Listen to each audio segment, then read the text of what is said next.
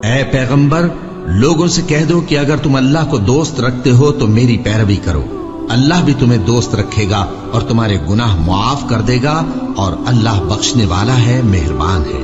کہہ دو کہ اللہ اور اس کے رسول کا حکم مانو، بس اگر وہ نہ مانے تو اللہ بھی کافروں کو دوست نہیں رکھتا۔ اللہ نے آدم اور نوح اور خاندان ابراہیم اور خاندان عمران کو تمام جہان کے لوگوں میں سے منتخب فرمایا تھا، ان میں سے بعض کی اولاد تھے، اور اللہ سننے والا ہے، جاننے والا ہے۔ وہ وقت یاد کرنے کے لائق ہے جب عمران کی بیوی نے کہا کہ اے پروردگار، جو بچہ میرے پیٹ میں ہے میں اس کو تیری نذر کرتی ہوں، اسے دنیا کے کاموں سے آزاد رکھوں گی، تو اسے میری طرف سے قبول فرما، تو سننے والا ہے، جاننے والا ہے۔ پھر جب ان کے یہاں بچہ پیدا ہوا تو کہنے لگی کہ پروردگار، میرے تو لڑکی ہوئی ہے، جبکہ اللہ خوب جانتا تھا جو ان کے یہاں ولادت ہوئی تھی، اور نہ ہوتا لڑکا مانند اس لڑکی کے۔ اور کہنے لگی میں نے اس کا نام مریم رکھا ہے، اور میں اس کو اور اس کی اولاد کو شیطان مردود سے تیری پناہ میں دیتی ہوں۔ تو اس کے پروردگار نے اس کو پسندیدگی کے ساتھ قبول فرمایا اور اسے اچھی طرح پرورش کیا، اور زکریا کو اس کا کفیل بنایا۔ زکریا جب کبھی عبادت گاہ میں اس کے پاس جاتے تو اس کے پاس کھانا پاتے۔ یہ کیفیت دیکھ کر ایک دن مریم سے پوچھنے لگے کہ مریم، یہ کھانا تمہارے پاس کہاں سے آتا ہے؟ وہ بولی کہ اللہ کے ہاں سے آتا ہے، بے شک اللہ جسے چاہتا ہے بے حساب رزق دیتا ہے۔ اس وقت زکریا نے اپنے پروردگار کو پکارا، عرض کی کہ پروردگار، مجھے اپنی طرف سے اولاد صالح عطا فرما، تو بے شک دعا سننے والا ہے۔ چنانچہ وہ ابھی عبادت گاہ میں کھڑے نماز ہی پڑھ رہے تھے کہ فرشتوں نے آواز دی کہ زکریا، اللہ تمہیں یحییٰ کی بشارت دیتا ہے، جو کلمۃ اللہ یعنی عیسیٰ کی تصدیق کریں گے اور سردار ہوں گے، اور عورتوں سے رغبت نہ رکھنے والے، اور ایک پیغمبر یعنی نیکوکاروں میں ہوں گے۔ زکریا نے کہا، اے پروردگار، میرے ہاں لڑکا کیوں کر پیدا ہوگا کہ میں تو بڈھا ہو گیا ہوں اور میری بیوی بانجھ ہے؟ فرمایا، اسی طرح اللہ جو چاہتا ہے کرتا ہے۔ زکریا نے کہا کہ پروردگار، میرے لیے کوئی نشانی مقرر فرما دے۔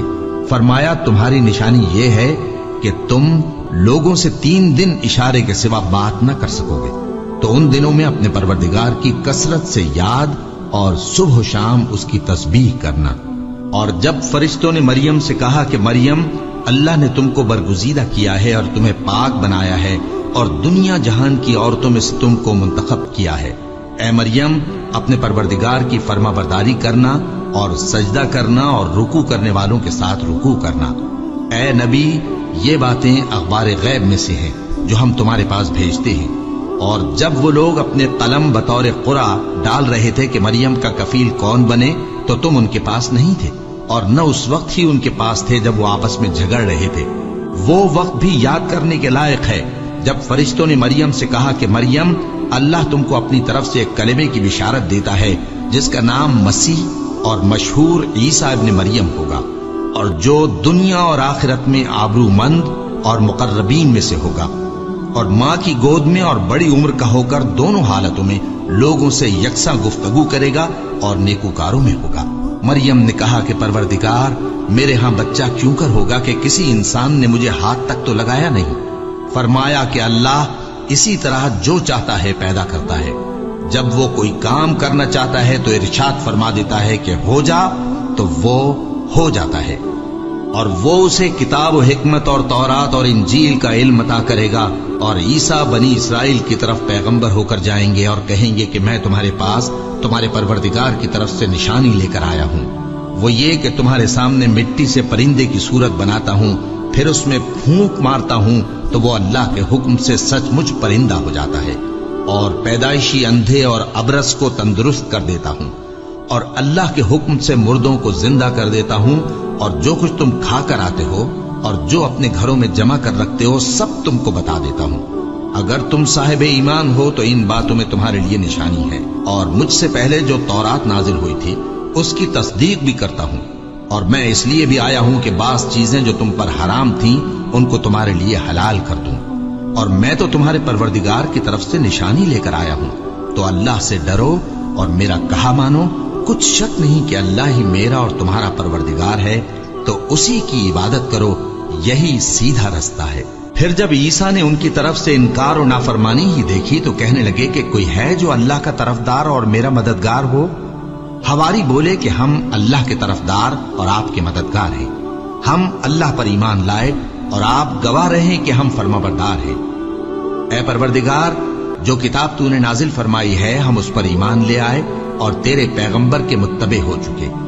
तू हमको मानने वालों में लिख रख और वो यानी यहूद कत्ल ईसा के बारे में एक चाल चले और अल्लाह ने भी ईसा को बचाने के लिए तदबीर की और अल्लाह बेहतरीन तदबीर करने वाला है। उस वक्त अल्लाह ने फरमाया कि ईसा, मैं तुम्हारी दुनिया में रहने की मुद्दत पूरी करके तुमको अपनी तरफ उठा लूंगा और तुम्हें काफिरों की सोहबत से पाक कर दूंगा, और जो लोग तुम्हारी पैरवी करेंगे उनको काफिरों पर क़यामत तक फायक व गालिब रखूंगा। फिर तुम सब मेरे पास लौट कर आओगे तो जिन बातों में तुम इख्तिलाफ करते रहे उस दिन तुम में उनका फैसला कर दूंगा। अब जो काफिर हुए उनको दुनिया और आखिरत दोनों में सख्त अजाब दूंगा और उनका कोई मददगार न होगा। और जो लोग ईमान लाए और अमल नेक करते रहे उनको अल्लाह पूरा पूरा सिला देगा और अल्लाह जालिमों को दोस्त नहीं रखता। ए नबी, ये हम तुमको अल्लाह की आयतें और हिकमत भरी नसीहतें पढ़ पढ़ कर सुनाते हैं। ईसा का हाल अल्लाह के नजदीक आदम का सा है कि उसने पहले मिट्टी से उनको बनाया, फिर फरमाया कि बाशऊर इंसान हो जा, तो वो वैसे ही हो गए। ये बात तुम्हारे परवरदिगार की तरफ से हक है, तो तुम हरगिज शक करने वालों में न होना। फिर अगर ये लोग ईसा के बारे में तुमसे झगड़ा करें उसके बाद कि तुमको हकीकत मालूम हो ही चुकी है, तो उनसे कहना कि आओ हम अपने बेटों और बेटियों को बुलाएं, तुम अपने बेटों और बेटियों को बुलाओ, और हम खुद भी आए और तुम खुद भी आओ। फिर दोनों फरीक अल्लाह से दुआ और इल्तिजा करें, इस तरह झूठों पर अल्लाह की लानत भेजे। ये तमाम बयानात सही है और अल्लाह के सिवा कोई माबूद नहीं, और बेशक अल्लाह गालिब है, साहिब हिकमत है। बस अगर ये लोग फिर जाएं तो अल्लाह मुफसिदों को खूब जानता है। कह दो कि ऐ अहले किताब, जो बात हमारे और तुम्हारे दोनों के दरमियान यकसा तस्लीम की गई है उसकी तरफ आओ।